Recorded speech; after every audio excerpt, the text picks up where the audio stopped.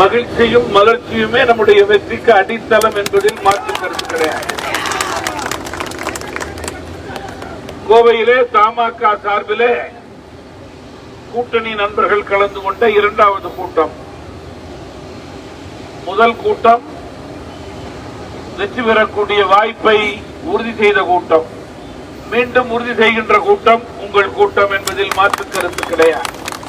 இன்றைக்கு நம்முடைய மரியாதைக்குரிய கோவை பாராளுமன்ற தொகுதியினுடைய மதிப்பிற்குரிய வேட்பாளர் பாரதிய ஜனதா கட்சியினுடைய தமிழகத்தினுடைய தலைவர் திரு அண்ணாமலை அவர்கள். இந்த தொகுதி தமிழகத்தினுடைய நம்பர் 1 தொகுதியாக வளர வேண்டும். அதற்கு 100% பொருத்தமான வேட்பாளர் நம்முடைய அண்ணாமலை அவர்கள். அண்ணாமலை அவர்கள் நேர்மையானவர், எளிமையானவர், பண்பாளர், உள்ளத்தில் ஒன்று வைத்து உதட்டில் ஒன்று பேசாதவர், உண்மை நிலையை உண்மையாகவே நடுநிலையோடு பேசக்கூடிய தலைவர் நம்முடைய அண்ணாமலை என்றால் அதிலே மாற்று கருத்து கிடையாது. ஒரு நீண்ட இடைவேளைக்கு பிறகு நம்முடைய கோவை பாராளுமன்ற தொகுதிக்கு ஒரு நல்ல வேட்பாளரின் பெயரிலே வாக்காளர்களுக்கு ஒரு வரப்பிரசாதம் கிடைத்திருக்கிறது என்று நான் கருதுகிறேன். கோவை நாடாளுமன்ற தொகுதியினுடைய வாக்காளர்களுடைய நீண்ட நாள் கனவு நனவாக போகிறது. கோவையிலே உள்ள நாடாளுமன்ற தொகுதிக்கு உட்பட்ட சட்டமன்ற தொகுதிகளுடைய ஒவ்வொரு பிரச்சனையையும் நன்கு அறிந்து புரிந்து தெரிந்து உங்களுடைய கோவை மாவட்டத்தினுடைய வரைபடத்தை அளந்து வைத்திருப்பவர் நம்முடைய அண்ணாமலை அவர்கள். இந்த தொகுதியினுடைய சந்து முந்துகளை எல்லாம் அவர்கள் நன்கு அறிவார்கள். ஏற்கனவே கோவை பாஜகவுக்கு பெருமை சேர்க்கும் வகையிலே நம்முடைய அகில இந்திய பாஜகவினுடைய மகளிர் அணியினுடைய தலைவி அம்மா வானதி சீனிவாசன் அவருடைய பணி மிக சிறப்பாக அமைந்திருக்கிறது. மேலும் அவர் கோவை மாநகரத்தினுடைய வளர்ச்சியிலே உறுதி கொண்டவராக செயல்பட்டால் அதற்கு மேல் ஒருபடி கொங்கு மண்டலத்தை அதனுடைய வளர்ச்சியை உறுதி செய்து கொள்பவராக நம்முடைய அண்ணாமலை அவர்கள் தாமரை சின்னத்திலே இங்கே போட்டியிடுகிறார் என்பதை இங்கே நான் பெருமையோடு குறிப்பிட விரும்புகிறேன்.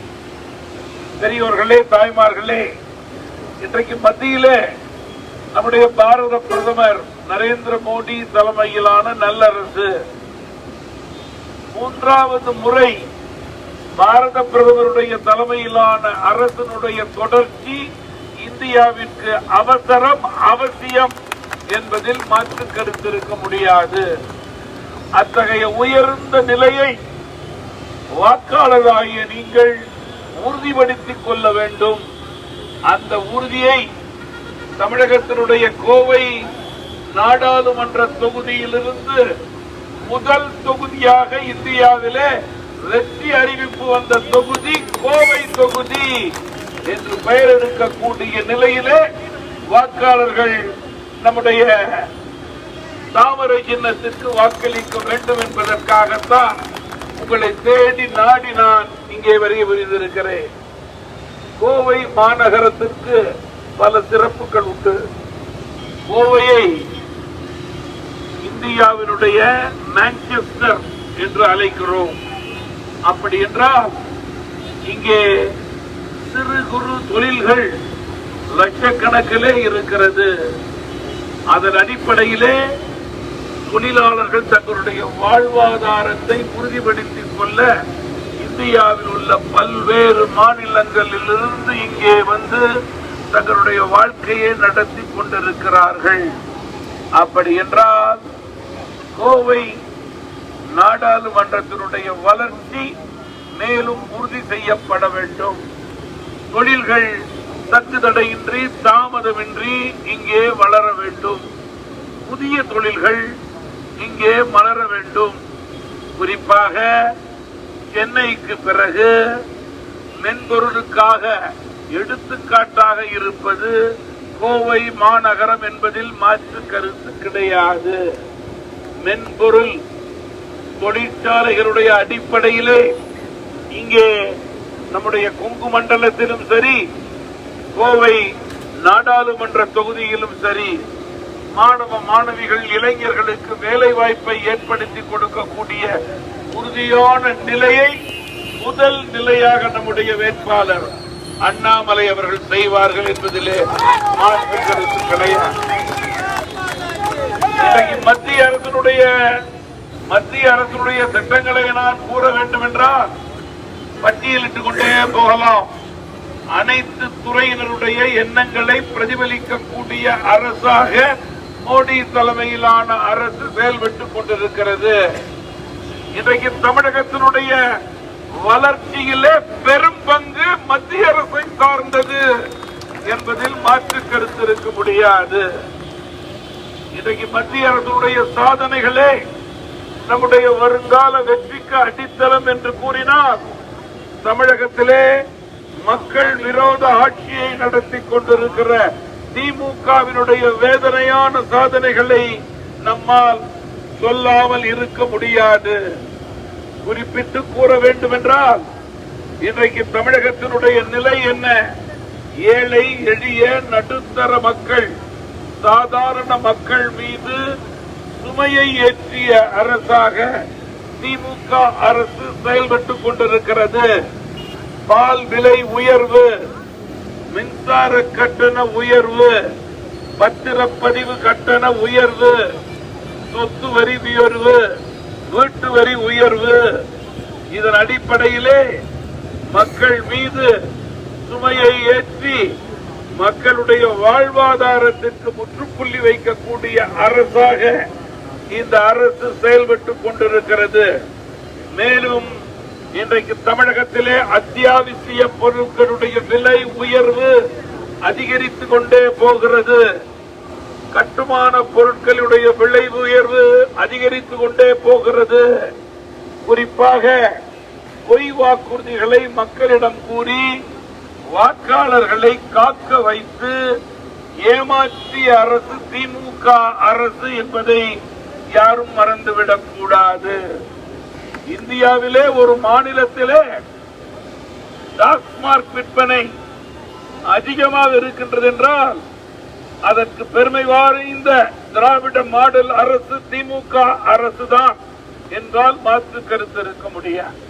பெண்களுக்கு 1000 ரூபாய் கொடுக்கிறேன் என்று தம்பத்தம் தட்டிக் கொண்டிருக்கிறார்கள். காலையிலே பெண்களுக்கு 1000 ரூபாய் கொடுப்பது, அதை பெண்கள் சாமி மடத்திலே வைத்து மாலை அந்த பணத்தை குடும்ப செலவுக்காக பிரயோஜனமாக செய்ய வேண்டும் என்று எண்ணும் போது, மாலை சாமி மடத்தை பார்க்கும் போது அந்த பணம் அங்கே இருக்காது. ஏன் பணம் இல்லை என்று தேடும் போதுதான் அவர்களுக்கு தெரிய வரும், அந்த பணம் வீட்டில் உள்ள ஒரு மரியாதைக்குரியவர் அதை எடுத்து மிகுந்த மரியாதையோடு டாஸ்மாக் கடைக்கு சென்று நம்முடைய திமுக அரசினுடைய கஜானாவிலேயே காலை வாங்கிய பணத்தை மாலை போட்டு விடுவார்கள். இதுதான் திராவிட மாடலுடைய அரசாக இருக்கிறது. இப்படித்தான் வாக்காளர்களை அவர்கள் ஏமாற்றிக் கொண்டிருக்கிறார்கள். தயவு கூர்ந்து இனிமேல் வாக்காளர்கள் திமுகவிடம் ஏமாறக்கூடாது. மாறாக வாக்களிக்கும் போது உங்களுடைய வாக்கின் மூலம் அவர்களை நீங்கள் ஏமாளியாக்க வேண்டும். அதற்கு தாமரை தாமரை தாமரை அண்ணாமலை அண்ணாமலை அண்ணாமலை என்பதை நீங்கள் மறந்துவிடக் கூடாது. நண்பர்களே, அண்ணாமலை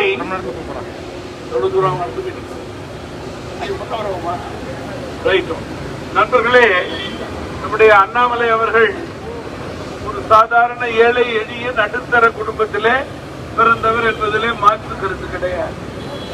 அவருடைய பெற்றோர்கள் செய்த புண்ணியம், அவருடைய கடின உழைப்பின் காரணமாக அவரை படிக்க வைத்திருக்கிறார்கள். அவர்கள் வாழ்க்கையில் முன்னேற வேண்டும் என்பதற்காக கடின உழைப்பின் மூலம் நன்கு படித்து படிப்பிலே ஒரு உயர்ந்த ஸ்தானத்தை அடைந்து IPS அதிகாரியாக, காவல்துறையினுடைய உயர் அதிகாரியாக பொறுப்பேற்று அதன் அடிப்படையிலே மக்கள் பணியாற்றிக் கொண்டிருந்தார் என்பதிலே மாற்று கருத்து கிடையாது. காவல்துறையின் மூலம் மக்கள் பணியாற்றுவதை விட நேரடியாக மக்கள் பணியாற்ற வேண்டும் என்ற எண்ணத்தின் அடிப்படையிலே, உயர்ந்த சிந்தனையின் அடிப்படையிலே தன்னுடைய மண்ணுக்கு வந்து தான் விரும்பிய தலைவர் மோடியை தேர்ந்தெடுத்து தான் விரும்பிய கட்சியிலே சேர்ந்து கட்சி பணியையும் மக்கள் பணியையும் இரு கண்களாக நினைத்து பணியாற்றக்கூடிய உயர்ந்த நிலையை எடுத்தார்கள். அதற்கு அங்கீகாரம் கொடுக்கும் வகையிலே நம்முடைய பிரதமர் மோடி அவர்களும் உள்துறை அமைச்சர் அமித்ஷா அவர்களும் தமிழகத்தினுடைய தலைவராக இளம் வயதிலேயே நம்முடைய அண்ணாமலை அவர்களுக்கு அங்கீகாரம் கொடுத்தார்கள். குறைந்த வருடங்களிலே தமிழகத்தை சுற்றுப்பயணம் செய்து என் மண் என் மக்கள் என்ற பெயரிலே தமிழகத்தில் உள்ள எல்லா கிராமங்களுக்கும் சென்று மத்திய அரசுடைய திட்டங்களை பரப்பிய பெருமை அவருக்கு உண்டு. அது மட்டுமல்ல நண்பர்களே, திராவிட முன்னேற்ற கழகத்தினுடைய வண்டவாளங்களை தண்டவாளம் ஏற்றிய பெருமையும் அண்ணாமலை அவர்களுக்கு உண்டு. குடும்ப ஆட்சி, ஊழல் ஆட்சி என்பதை தமிழக மக்களிடம் உறுதிப்படுத்திய பெருமை அண்ணாமலை அவர்களுக்கு உண்டு. எனவே நல்லவர்களுக்கு இந்த தொகுதியிலே வாக்களிக்க நீங்கள் தயாராக வேண்டும். உங்கள் வாக்கு உங்களுடைய உரிமை. உங்களுடைய உரிமையை நீங்கள் வீணடிக்க கூடாது. அதை முறையே சரியே சிந்தித்து செயல்படுத்த வேண்டும். நீங்கள் அளிக்கின்ற ஒவ்வொரு வாக்கும் ஒரு நொடிக்கல்ல, 5 வருடத்தினுடைய உங்களுடைய மக்கள் பணிக்கு என்பதை நீங்கள் மறந்துவிடக் கூடாது. நான் ஏற்கனவே சொன்னது போல நம்முடைய பாரத பிரதமருடைய 3வது முறை வெற்றி என்பது அவசியம், அவசரம். அதற்கு ஒத்த கருத்துடைய தலைவராக நல்லரசாக செயல்படும் மத்திய அரசு வல்லரசாக இந்தியாவை மாற்றக்கூடிய சூழலிலே நாடாளுமன்ற உறுப்பினராக நம்முடைய அண்ணாமலை அவர்கள் வெல்வது என்பது இந்த தொகுதியினுடைய வெற்றி, வளர்ச்சி. அதற்கு தேவை தாமரை சின்னத்திலே உங்களுடைய வாக்கு. தாமரை தாமரை தாமரை என்று கூறி விடைபெறுகிறேன். நன்றி, வணக்கம். நிகழ்ச்சியிலே கலந்து கொண்டிருக்கிற மாவட்ட துணைத் தலைவர் பொலிசர் ரவிச்சந்திரன்